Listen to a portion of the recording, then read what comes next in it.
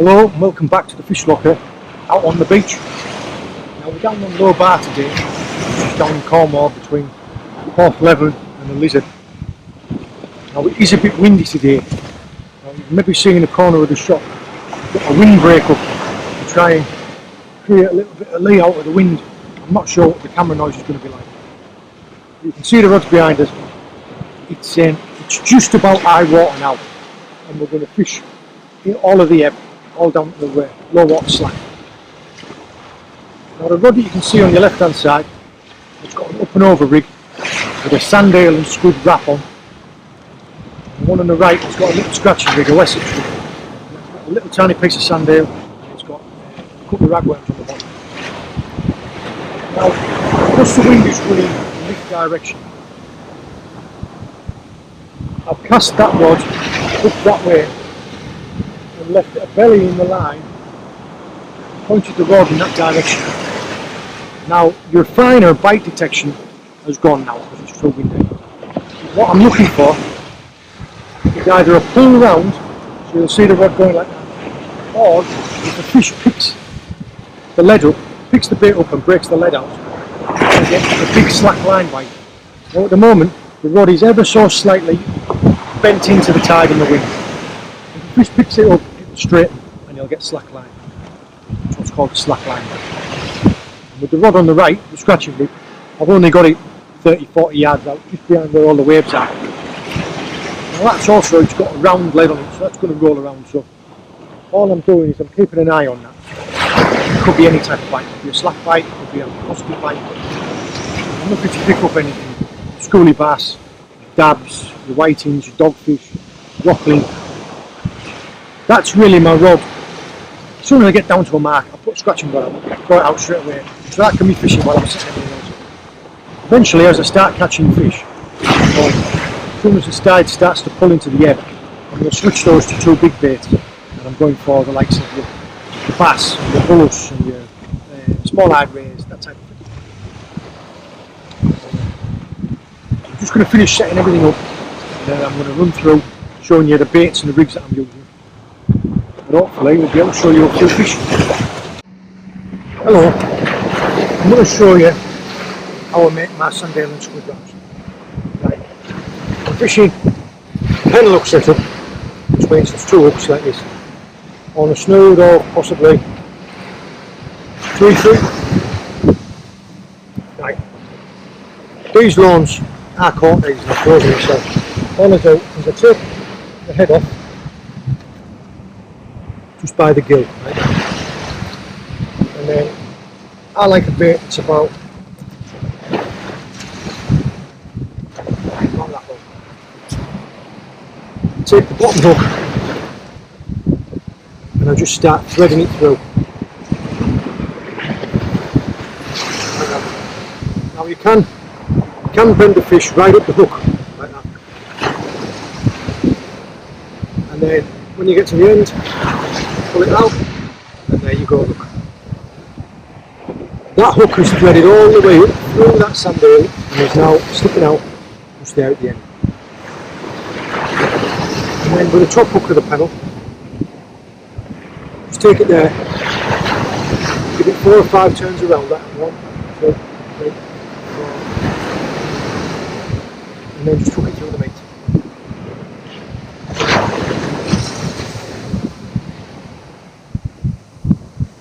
There you go. Now you have a hook presented up top and a hook presented at the bottom. This squid is only a little one. What I do is I kind of split it up the middle, and then all you want to do is just hook it onto chop hook like that, and if you can, if it's long enough, hook it onto the bottom as well. This one isn't really long.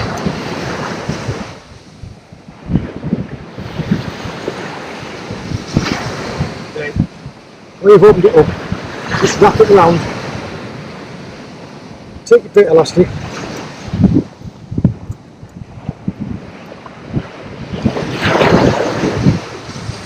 and just lash it on. Hence the name where the name squid wrap comes from, all I do is just wrap it around it. Now you can do every so many different baits. You can do mackerel and squid, you can do sandale and squid, you can do sandale and mackerel. I like sandale and squid wrap, and it give a good bait presentation, and I've had good results off them. That's one of the best things. Is it might look great and you might not fish, but if you've had good results in the past, that's something you want to do again. That is well lashed on. 2 hooks are still well proud, and it's a nice streamlined bait. So what I'm going to do is I'm going to cycle these baits out. Now they've been out now for 25-30 minutes. I'm going to bring the scratching rod in and see what the baits are like. The baits are stripped. When I cast them back out, I'm going to bring them in after 20 minutes. The baits are still intact. Next time I'm going to leave them out for 35 minutes. And that way you gauge, because it could be anything. There could be prawns, it could be crabs, it could be sea lice, it could be little tiny fish pecking away at your baits. But if you bring them back and they're still perfect, there's no point really changing them. Well, as you can probably see, this was a sandale and squid wrap. So half an hour is definitely too long. What I'm going to try now is just sandale on its own. So pre-baited trace, just clip it on. There's your sandale on a panel setup. It'll be up and over it, won't it, Bill? Flip it over.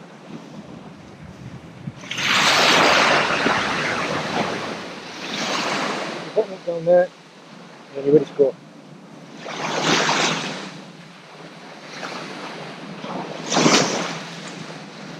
And you see, it's nicely clipped down, all smooth line, smooth and streamlined. I'm getting my words out. See if we can find some fish.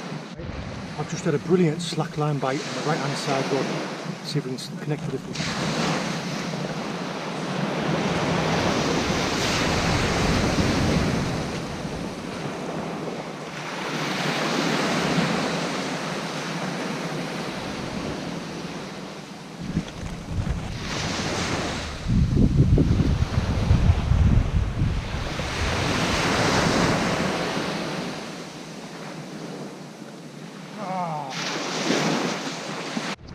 Yeah, that was a textbook rear bite. A couple of little, and then a pull down, and then a slack liner. Now you can see where the fish has had hold of that, and when I struck into it, I just didn't strike hard enough. Now I am gutted, but it shows that there's something there. Now let's get another rig out. Pre-baited rig, swap them over, get straight out, see if we can catch it. You see the sun's just setting now. I've been cycling those baits out every 20 minutes, and there's something out there, whether it's crabs or lice or something like that. It's absolutely stripping me. So I was thinking I'm going to run out of bait pretty quick. Just saw like a little bait ball out there, so I started throwing a little spinner around, and I'm over them. Caught myself some fresh bait. I get at least 2 good baits out of each fillet, so there's 4 baits there, possibly 5 baits. So I'm really pleased. And I didn't blank. Wasn't the intended target species, but I'll take it. Now, I'll get this tucked away and see if I can get the spinners out. See if I can find one more. That'll give us some nice fresh bait for when the tide finishes dropping off.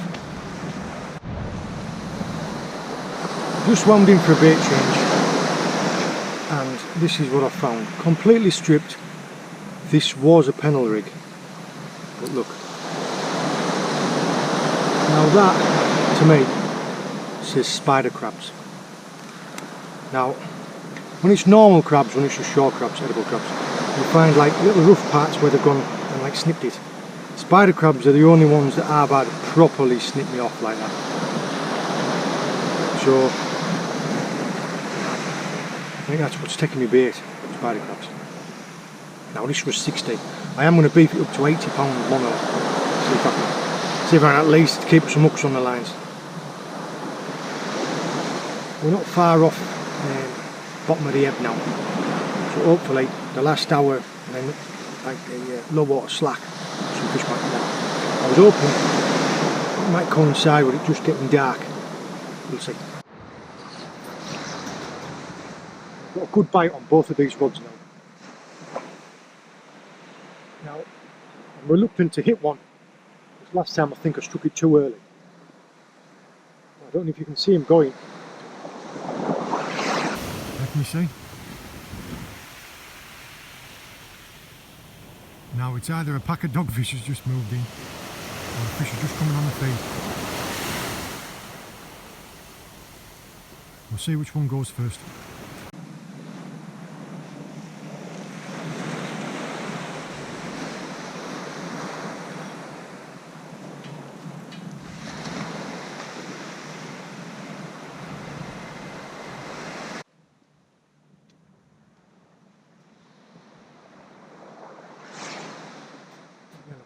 Just as I suspected, as soon as both rods started going, it's going to be a pack of these.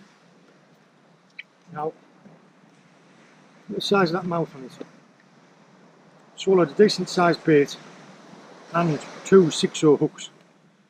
Really little bugger. Right, I'm going to lay the rod down, unclip this, and I'll show you how to unhook it.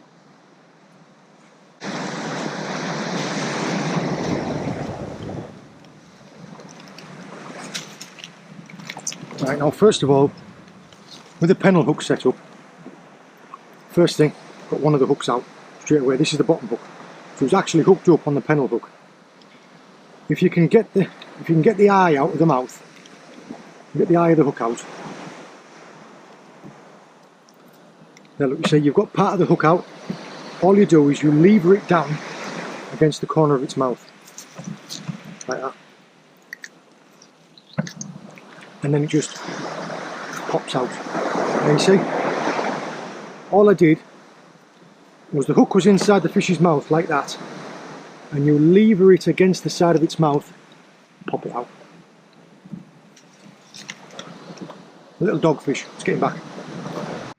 Right, that other rod's still going. The bite looked slightly different to the other one. Made me think it might be a ray. I'm pretty sure it's just a dogfish again. But can you see here where crabs have been chewing in it? You need to check your hook lengths every time you bring them in. Because if I got a good fish on that now, that would probably snap and I'd lose it. So make sure you check them, change them if you need changing. See if we can connect with this fish.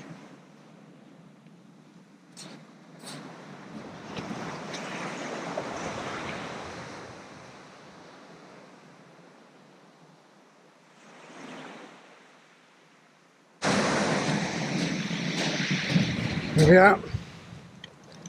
Like I suspected, a pack of dogfish has run through. Unfortunately, you just have to fish through them. You see, here's this one. This one's only taken one of the 2 hooks. So one of them's already out. Again, it's the pennel hook actually which hooked the fish. Like I said, if you can get the eye out of its mouth, like that, you can get the hook out. Take the eye, lever it against the side of its mouth like that, and pop it out. Just like that. Another lesser spotted dogfish. Getting a great pull round, just getting a great pull round bite on the left hand side rod.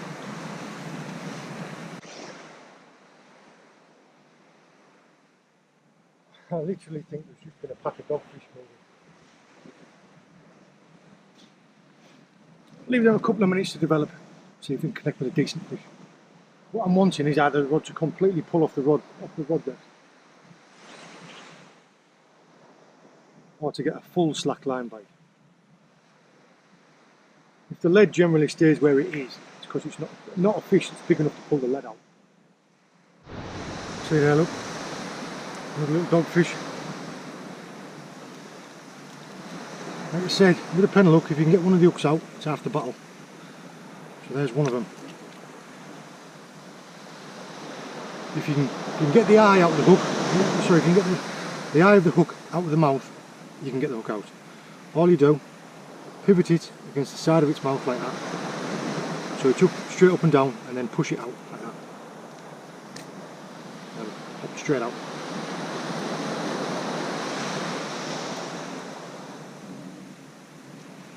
Got like a big spot on his side, this one. All about the same size. Don't know what I'm after, but it's good to be catching anything. Even with the bigger baits and the bigger hooks, still just finding dogfish. See how they ride around? What they're trying to do is it's trying to bring its tail up.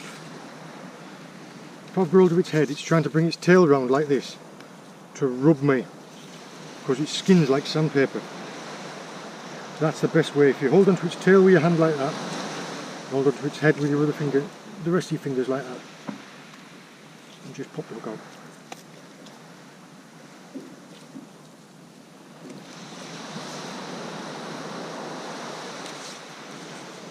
I promise this isn't just still the same one. Right, this is dogfish number 18. That's 18. Look at the size of him. He's absolutely tiny. The bait was half the length of the fish. Greedy little bugger. Now look.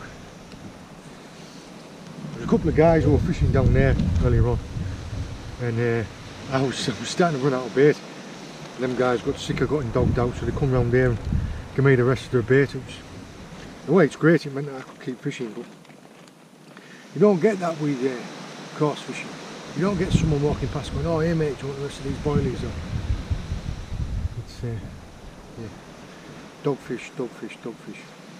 Now I have been getting some bites that do look like bullous bites, like real aggressive bites like that, and then now the dogfish just pecks away and pecks away and pecks away.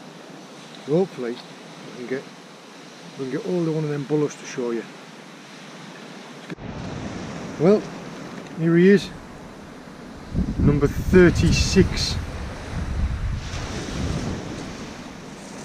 Hooked in the tail and in the mouth at the same time, so it made me think I had something bigger on. That's it. Not enough. That was the last bait.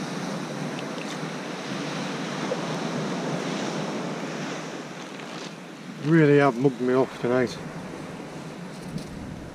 36. Anyway, it's what we're doing it. We're the optimist. Said to my wife that I was going to be home as soon as it got to the bottom of the ebb.